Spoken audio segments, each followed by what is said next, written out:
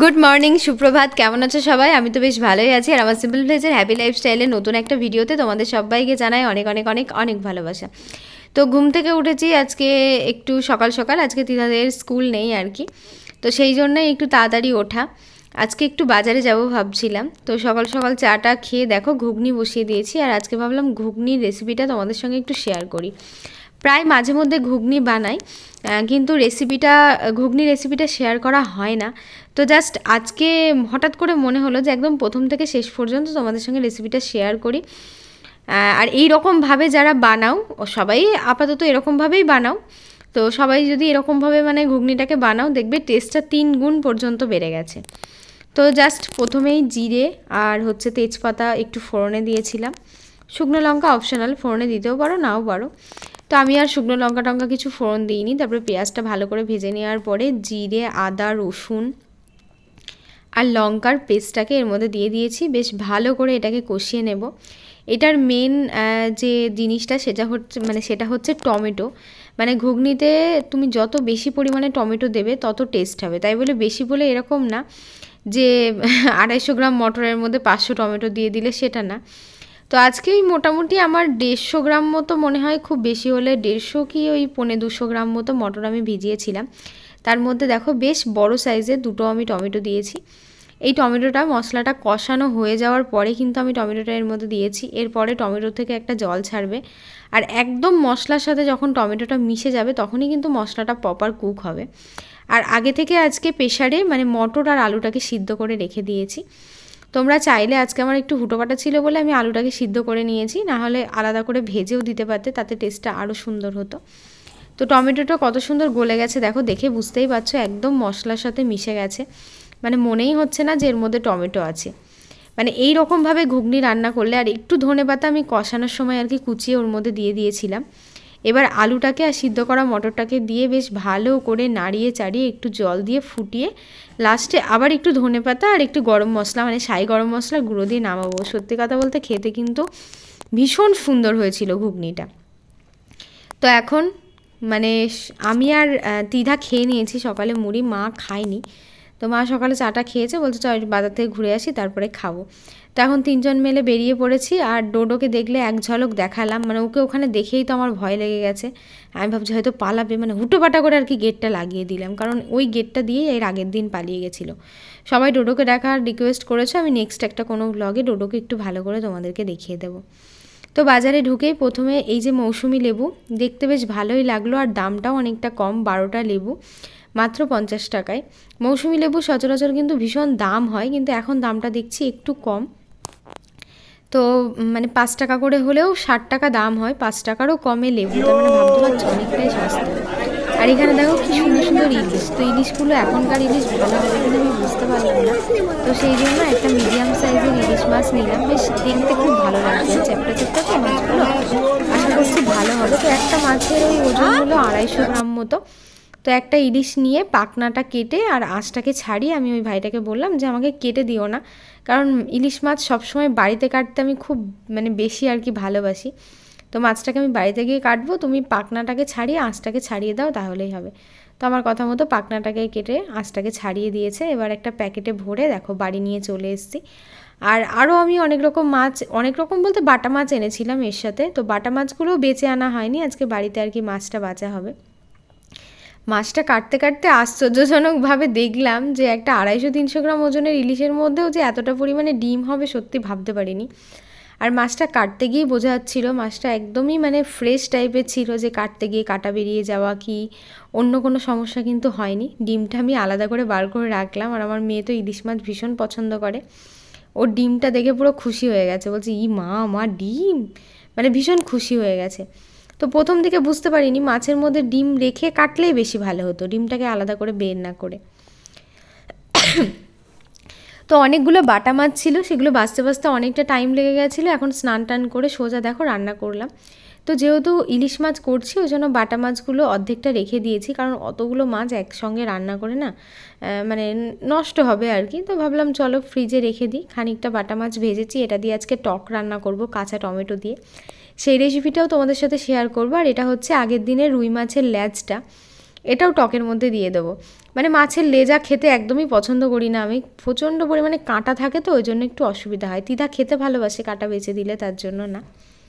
তো মাছের লেজা আর বাটা মাছগুলোকে খুব ভালো করে ভেজে নিয়েছি। তারপরে দেখো কাঁচা টমেটো, কালো জিরে ফোড়ন দিয়েছি এর মধ্যে, দিয়ে কাঁচা টমেটোগুলোকে দিয়ে লবণ হলুদ দিয়ে বেশ ভালো করে কষাচ্ছি। পাকা টমেটোর তুলনায় কিন্তু কাঁচা টমেটো অনেক টক হয়, ওই জন্য কাঁচা টমেটোর চচ্চড়ি কিংবা সর্ষে লঙ্কা বাটা দিয়ে খুব ভালো লাগে খেতে। আমি তো মানে আমার তো ভীষণই ভালো লাগে, তাতে যদি পুঁটি মাছ কিংবা বাটা মাছ, এরকম ছোট ছোট বাটা মাছ পুঁটি মাছ দিয়ে করা হয় তাহলে তো আরও ভালো লাগে।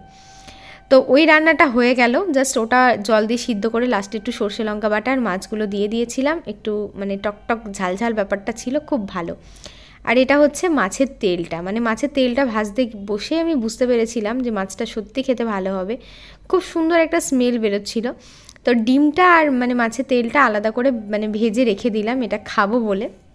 আর এর আগের দিন যে পুঁই মিচুরিগুলো আমি রান্না করেছিলাম, তো সেটা তো আদা জিরে রসুন বাটা দিয়ে করেছিলাম, আর আজকেরটা কিন্তু একটু পেঁয়াজ আর রসুন ফোড়ন দিয়েছিলাম, দিয়ে ভাজা ভাজা করছি। মানে আজকেরটা একটু আলাদা, দেখো আজকে একটু মানে ভাজা করলে তো একটু তেল বেশি করে দিতে হয়, তো ওই জন্য তেলটা একটু বেশি হয়ে গেছে। দেখি আর দিদুনকে ছুতে মানের কয়টুকুনি আছে, অনেক দেরি এখনো দিদুনকে ছুতে, অনেক দেরি। তো এদিকে একটা একটা করতে করতে দেখো দুপুরে রান্না বান্না কমপ্লিট হয়ে গেছে। আর এখানে হচ্ছে তোমার মাছের টক, তারপরে মাছের তেল ভাজা, ধনেপাতা বাটা, এখানে হচ্ছে তোমার পুঁই বিচারি ভাজা, আর এই হচ্ছে ইলিশ ভাপা। কি সুন্দর সেন্ট, মানে খুলতেই এত সুন্দর একটা গন্ধ না, কি বলবো। তো প্রথমেই যেটা সব থেকে প্রিয় সেটা হচ্ছে মাছের তেল, ইলিশ মাছের তেল মানে তো, আর সত্যি কথা বলতে শীতের টাইমের মাছের মানে এত সুন্দর একটা টেস্ট হবে সত্যি ভাবতে পারিনি, মানে ভীষণ মিস করছিলাম। যে যদি আমি একটু বেশি করে মানে 2-3টে মাছ নিয়ে এসে রাখতাম তাহলে হয়তো বেশি ভালো হতো, কারণ সচরাচর শীতকালের দিকে দেখবে কিন্তু ইলিশ মাছটা বাজারে পাওয়া গেলেও খুব একটা ভালো হয় না। দুপুরে আজকে একদম সিম্পল সাধারণ হলেও কিন্তু খাওয়া দাওয়াটা খুবই ভালো হয়েছিল। তারপরে আর কোনো ব্লগ শ্যুট করা হয়নি, একদম রাত্রে খাবারের থালাতে গিয়ে। তো 2-1 দিন ধরে ঠান্ডা লেগেছে বলে না, রাত্রে তো এমনিতে ভাত আমি খাই না, হয়তো মাসে হয়তো খুব বেশি হলে হয়তো 2-4 দিন খাওয়া হয়। তো রাত্রে হচ্ছে চিকেন কষা আর মুড়ি। চিকেন কষাটা হচ্ছে দুপুরেই দিদি আজকে চিকেন রান্না করেছিল, তো সেই জন্য আর কি মানে দুপুরে যেহেতু বাটা মাছ তারপরে ইলিশ মাছ 2 রকমের মাছ ছিল, তো ওই জন্য আমি আর চিকেনটা রাতে খাইনি। আর আমার মেয়ে তো যদি আমি একমাত্র বাড়িতে চিকেন রান্না করি তবেই ও সেই চিকেনটা খাবে, তাছাড়া কারোর বাড়িতে গেলেও খাবে না, বিয়ে বাড়িতে গেলেও খাবে না, মানে ওই যে ওকে দেখিয়ে আনলে তবেই খাবে, তাছাড়া খাবে না। তো প্রচণ্ড ঠান্ডা লেগেছে, আর ভিডিওটা এডিট করতে করতে গলাটা এত খুসখুস খুসখুস করছে, মনে হচ্ছে যেন বারবার কাশি হয়ে যাবে। তো আজকে এখানেই খাওয়া দাওয়া করি, আর কালকে আবার সকালবেলায় উঠে দেখা হচ্ছে। তো ঘুম থেকে উঠে সকালে চাটা খেয়ে আজকে মেয়েকে স্কুলে পাঠিয়ে দিয়েছি। তো স্কুলে যাওয়ার পরে আজকে হচ্ছে সোমবার, আর আজকে তোমরা ব্লগটা দেখবে আর সোমবারের দিনকেরই সকালের ভিডিও এটা। তো আজকে ডেলি আপডেটটা তোমাদেরকে দিচ্ছি, মানে আজকে সোমবার আর সোমবারের দিনকেই আমার মানে হঠাৎ করে সকালে ইচ্ছে হলো যে আজকে একটু কড়াইশুঁটির কচুরি বানাই। তো যেই কথা সেই কাজ, কড়াইশুঁটিটাকে মানে কড়াইশুঁটির কচুরি আমি আজকে কিন্তু ফার্স্ট টাইম বানাচ্ছি। রেসিপিটা আমি ইউটিউব থেকে দেখে নিয়েছি, তারপরে এটার টেস্ট কেমন হবে না হবে সেটা তো পুরো একদম খাওয়ার পরেই বোঝা যাবে। একটু হালকা করে কালো জিরে ফোড়ন দিয়ে কাঁচা লঙ্কা, আদা আর একটু রসুন, যদি এটা নিরামিষ দিনে হয় রসুনটা না দিলেও হবে, যেহেতু আমাদের আজকে নিরামিষ ছিল না তো ওই জন্য আমরা রসুনটা দিয়েছি। ভালো করে মশলাটাকে কষিয়ে নিলাম, কাঁচা গন্ধটা চলে গেল। আর এটা হচ্ছে ওই মটরগুলো মানে যেটা আর কি মটরশুঁটি ছিল, তো সেইগুলোকে খুব ভালো করে মিক্সিতে ব্লেন্ড করে নিয়েছি। আর এটাকে এতটাই ভালোভাবে ব্লেন্ড করতে হবে যেন দানা দানা ভাবটা থাকে না। দানা দানা থাকলে কী হবে বলো তো, লুচি বেলার সময় না বারবার ফেটে টেটে যাবে, তো ওই সময় আর কি প্রবলেম হবে। তো ভালো করে মিক্সির বাটিটা পুরো আর কি পরিষ্কার করে দিয়ে দিই, আর এটাকে একটু মিডিয়াম ফ্লেমে অনেকটা সময় ধরে বেশ ভালো করে যাতে একদম শুকনো শুকনো ব্যাপারটা হয়ে যায়, ওরকম হলে মানে লুচির মধ্যে দিয়ে তোমাদের বেলতে খুবই সুবিধা হবে।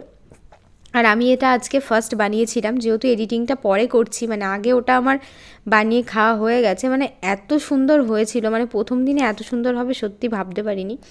আর এই যে পুরটা বানিয়েছিলাম, পুরটা এতটা টেস্টি হয়েছিল কি বলবো, মানে বেশ ভালো লাগছিল।